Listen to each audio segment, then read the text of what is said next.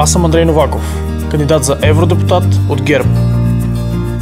Андрей Новаков е заместник-председател на студентската организация на Европейската народна партия. Работи като младши експерт връзки с обществеността в община Благоевград.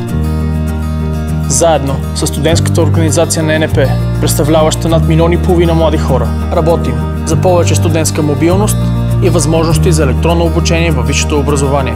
Като евродепутат ще се боря за това повече млади хора да останат тук и да получат успешна реализация в България.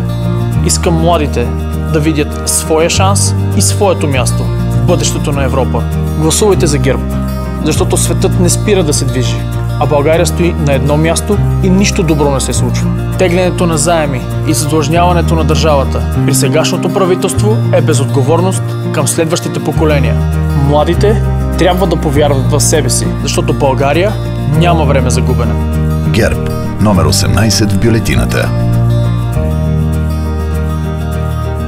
Купуването и продаването на гласове е престъпление.